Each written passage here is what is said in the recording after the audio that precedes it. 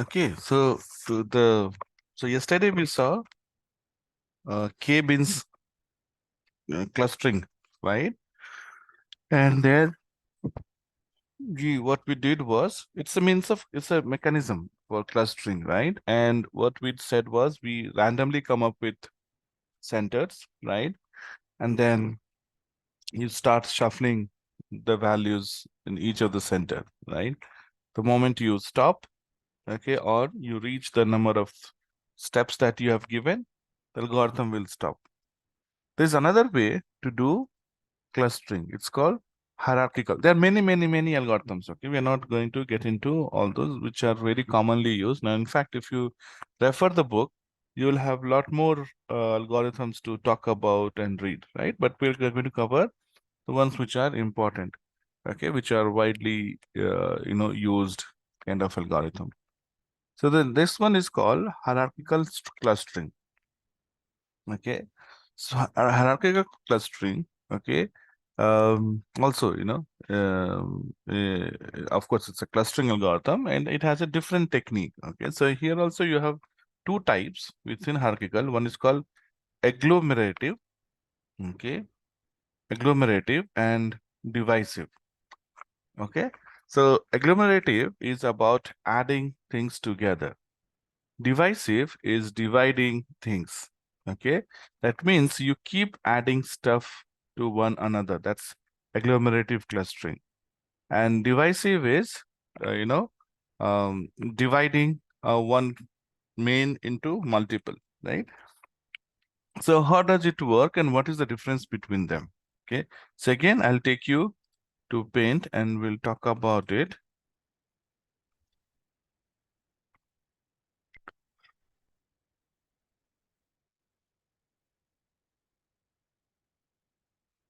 You should be able to see my screen now, right?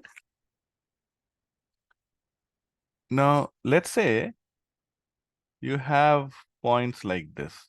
Okay, these are the data set. Okay, so when you put the data set on plane, this is what you get.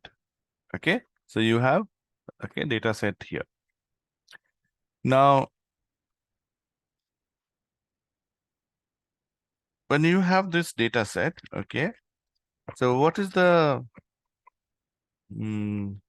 approach?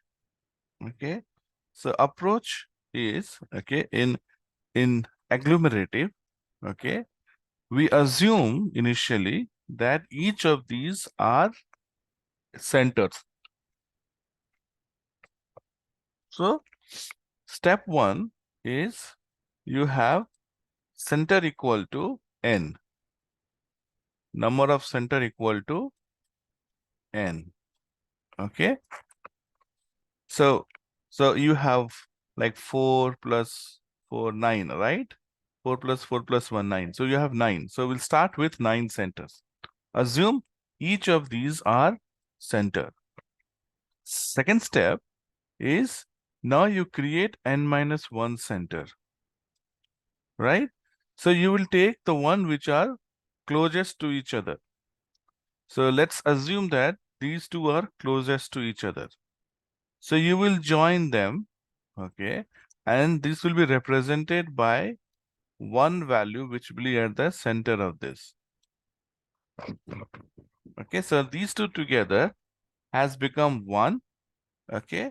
And this is the center. So that means if you need n minus 1 center, if you need n minus 1 clusters, if there are 50 data points,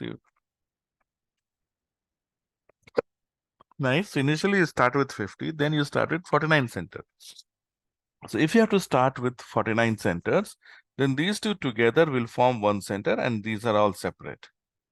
Now, again, next step is to find, okay, so now this center is representing both these points. Now the next step again, you find the next closest one. So let's assume that, okay, these two are closest next. So now we're talking about n minus 2. Okay, that means here you have 9, here you have 8, here you have 7. Okay, 7 centers. So if you end up with 7 centers, if you want 7 centers, then these like 2 will be 1, of course, and these two together will be 1 again. So you are grouping these two together, and rest are individual center. And again, you represent here. Next, you need to find, okay, 6 centers. So if you on 6 centers, then these two together will form, let's say these are nearest, let's say. So these two together will form one center. Now you take point which balances all three. Let's say this is the point that represents all three. Next, this could be the closest, let's say. Okay, so when you talk about 5 centers, then these, okay, these 4 will form one center, these 2 will form another center, and these 3 will be individual. Let's say now these 2 are together. So you start from 9, 8, 7, 6, 5, 4, 3, 2, 1. Okay.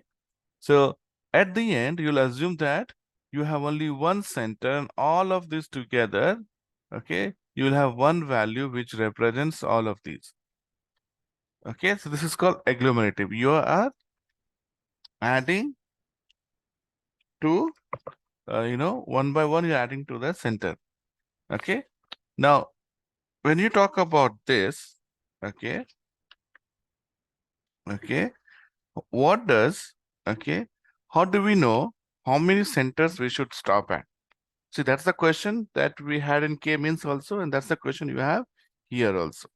But before we talk about number of centers, let's understand the second form of hierarchical. Okay, you have divisive, right? Now, how does divisive work? Okay, so this is how your agglomerative will work. Okay, so you agglomerative, you start with n centers, and every step, you create n minus 1 center, and finally you end up with one center, right? Now in your divisive, okay, we start with one center. You assume that all this together is just one center. Then you start breaking. I want, like, so in divisive, you start with one center. Then you start with two center. So within the other one, whichever is farthest, that is thrown out. So if you take this data set, probably, distance between this and this, let's say, is farthest, suppose. So this point will be thrown out of the center, and that point will form its own center. Okay, same thing, you have to keep doing it. So 1, 2, and finally you reach at 9 centers. Okay, so approach is different. Okay, so so you have agglomerative, you have divisive. Now, how do you decide? Okay, which one? Okay, or how many centers to create? Okay, so what happens in that case is we create what is called as dendrogram. Okay, I'm going to show you dendrogram. So you will have graph plot, okay, and on y-axis, okay, you'll have distance, like say 1, 2, 3, so on. Okay, now when you say, okay, let's say we started here, right? So let's say this is 0.1 and this is 0.2, okay, and this is the distance between them. So you have 0.1 on x-axis, and then you will have the distance between them. So dendrogram, okay, is like bar graph on top of each other. Okay, so this is 1 and 2. Now let's say next we merge 2 and 3, right? So you'll have 2 and 3. So this is 1 and 2, 3 and 4, correct? This is 1 and 2, then 3 and 4. So this is your 3 and 4. Now this line, this graph or this bar will be higher than this, isn't it? Because we started with shortest first, then the longer. Okay, then you will have, let's say, so 1, 2, 3, 4, 5 and 6. So 5 and 6. Now after 5 and 6, what we did, we merged this one, middle of, no, so this was a 3, 4, right? and then we have 5, 6, let's say. Now after this, we merged 5, 6 point with 3, 4 point. So you will draw a bar on top of each other. Okay, so this indicates that, you know, okay, that you have clubbed this. Okay. Now if you look at dendrogram, you can see this is one group and this is another group, right? But again, we have to go to the end, right? So at some point you will merge this one also with this. Okay. So you will end up creating dendrogram like this. Okay. Great. You have dendrogram. Now, how do you decide how many centers? So what we see is we look at the height of dendrograms. Wherever you see that the height of dendrogram is too big, okay, with respect to the other heights. Now, if you see here, probably these are smaller and this height is big. So we draw a partitioning line here. Okay, this horizontal line. Okay. Now, if you see this horizontal line, so we'll have a threshold value. Okay, and you see this horizontal line. This is supposed to divide your data into multiple groups. So this is your division. Okay, that means this is one group, this is another group, and this is another group. So in this case, we ended up having 3 centers as the perfect value. So whenever you see the height of dendrogram is very high with respect to others, now see if it is increasing slightly like this, of course, this should be at center. So let's say you have like this, okay, like this, like this. Okay, so this is all, suddenly you will see a value here, right? So when you join this is going to be too big. So that's why we say, okay, this should be the line that will divide the data set into 2 halves, okay, or multiple, right? Not just 2 halves, multiple points. So we'll go back and we'll see an example, okay? So let's see an example here. Okay, so I'm going to go to our program. And actually, in fact, let's look at the data set here. We go back to this and I'm going to say GitHub machine learning. And there is a data set which talks about crimes in US. Okay. It's called USA arrest. Okay. We'll look at this data set. Let's see if this data set opens. So this data set has, okay, data about different state in the US. Okay. And these are the crimes that were committed, okay, in a month. Okay, so you have, this is the data, okay, this is the state, and these are the crimes that were committed. Okay, now based on the crimes, can we create groups saying that, okay, these are the state where crime rate is low, these are the state where murder is high, so looking at the data, can we create different groups? Okay, so this is a good way to even classify, when you have a lot of data and you want to come up with your own groupings. Okay, so your clustering will give you the groupings, right? So we will take this. Let's see, the raw version is available now. It's taking time, so I guess it may not be there. Yeah, looks doubt to me. Okay, anyway, let's go to our data, our pie chart, and we are going to say import pandas as PD. We will use matplotlib, so import matplotlib.pyplot as plt. Okay, and what I see is still it's not been there. Okay, so no worries. Link equal to d datasets USA arrests dot CSV. Okay, let's see if you're able to read this. df equal to pd dot read CSV, and we pass link and print df. Let's see.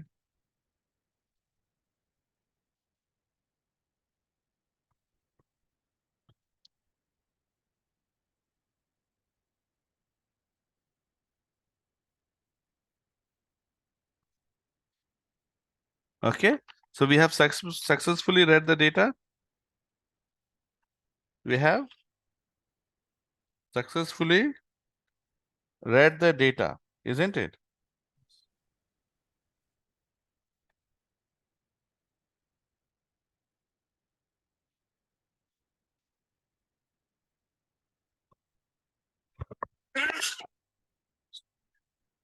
Now we will get our X. So of course there is no Y here. It's all X clustering. And I'm going to say, see, first column is text, and this is anyway not important in analyzing. Okay, there's no need to do column transform here because this states is not useful in terms of analyzing. What we need is this data only, right? Based on the data, we will cluster these states. So for analysis, we will ignore um, the first column. So I'm going to say all rows, first column till the end. So we have got our X now. Now, if you want, of course, you can scale it, right? Okay, okay, because if you see here data, there are some data which is in double digit, and there is someone in there's some data here in assault you have in triple digits, right? So you can scale it. Okay, so I'm going to say here from sklearn dot reprocessing import normalize. Okay, so we'll normalize. I'm going to say data equal to normalize X. Okay, and if you want to again convert into data frame, we can say data equal to pd dot data frame. Okay, data, and you print the data. I'm going to comment this slide.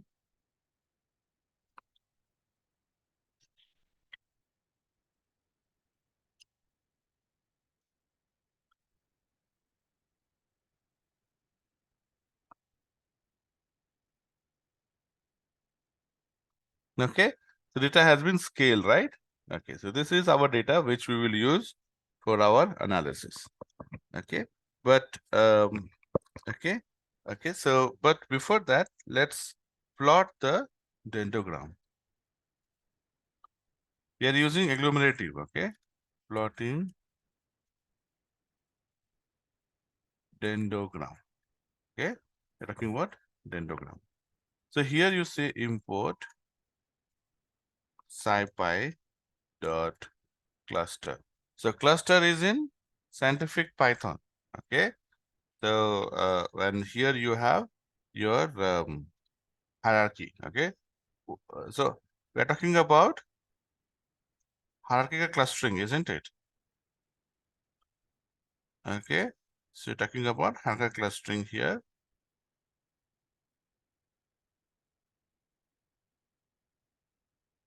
And so we are going to use scipy dot cluster dot hierarchy. And we will use this as it's a big name, right? We'll give it some short form. Scipy cluster hierarchy, SCH, we'll call it. Okay. And let's draw our plot. So I'm going to say plt dot. Okay, but before that, let me use this object. Okay, so we'll say dendrogram equal to okay HCH dot dendrogram. Okay, and SCH dot linkage. And here we will put our data. Okay. And which method you want to use it. So this method that we have is called as word. Okay.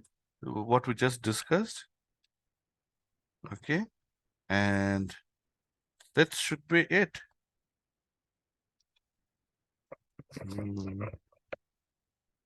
Now,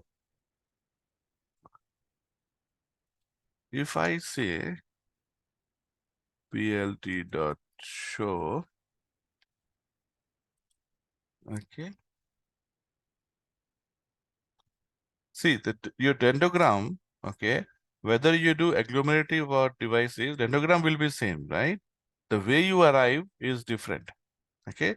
Now you see the dendrogram. Now you can see the distance, right? If you see this, okay, see the algorithm has cleverly told us that, okay, this is one group. So these are your row numbers. So 10, 48, 22, 14, 28, 33, these together forms one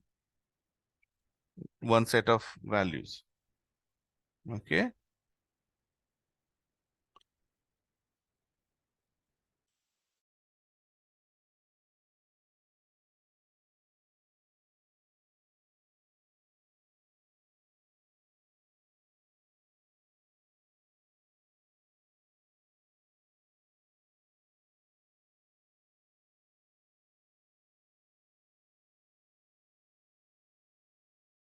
Okay. So it tells us that, so here this data is best classified or best grouped in 3, right? And if you see these dendrogram lines, right? Height, see this small height, here suddenly heights increase. So somewhere here, 0.6 should be the, place where we should, have that horizontal line, which will cut across this. Okay, so we have to, we'll draw a axis line here. Okay, so I'm going back to our program.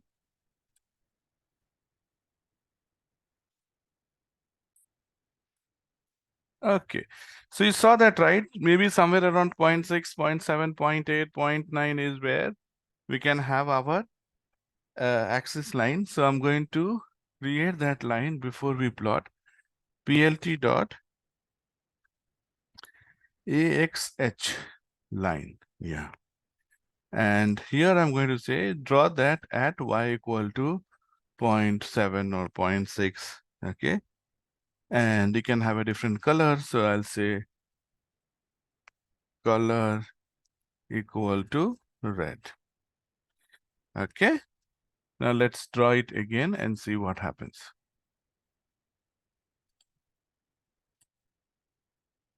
We'll run it again.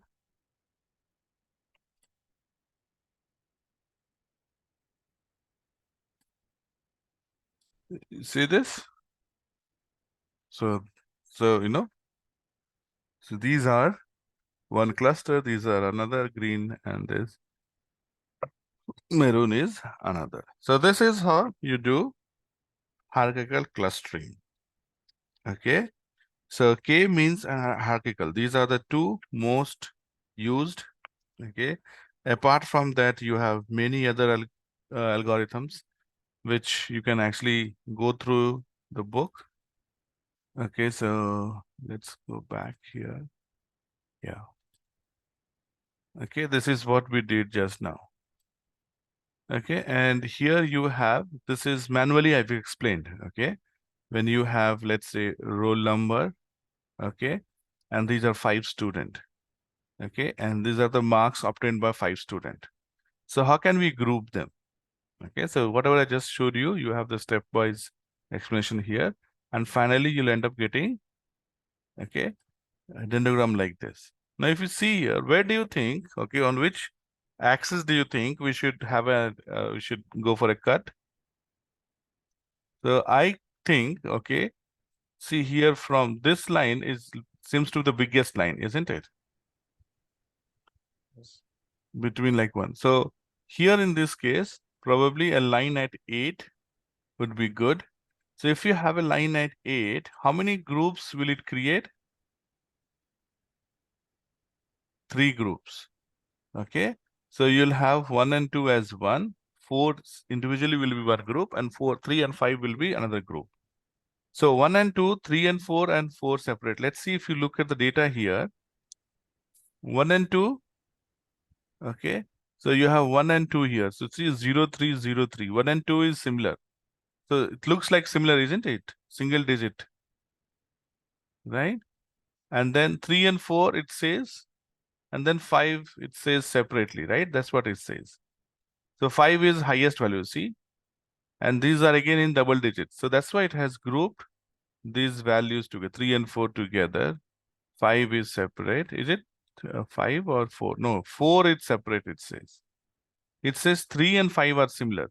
Probably, you see 21 here, 7 here. Had it been 20 also here, probably it would have clubbed 3, 4, 5 as one group. Okay.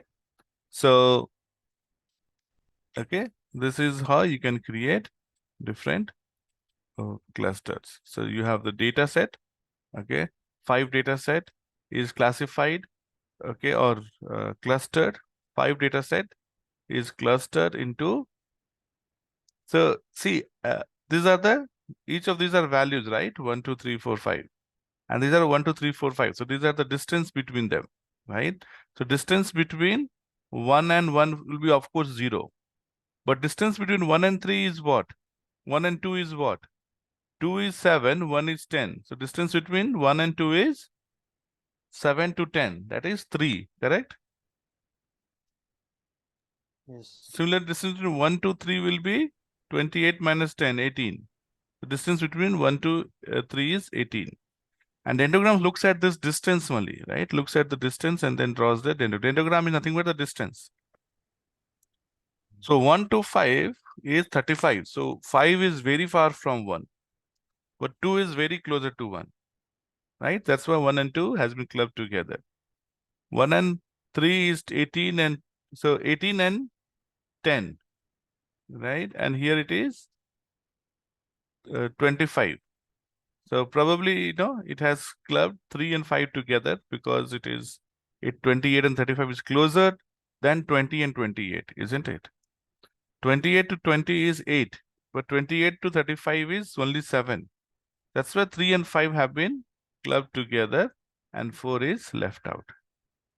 Okay. And see, we're talking about only 4 and 5 just to understand the concept, but it actually works on thousands of rows, right? If Amazon has to group its 1 lakh or 1 crore customer, imagine it has to run on 1 crore customer.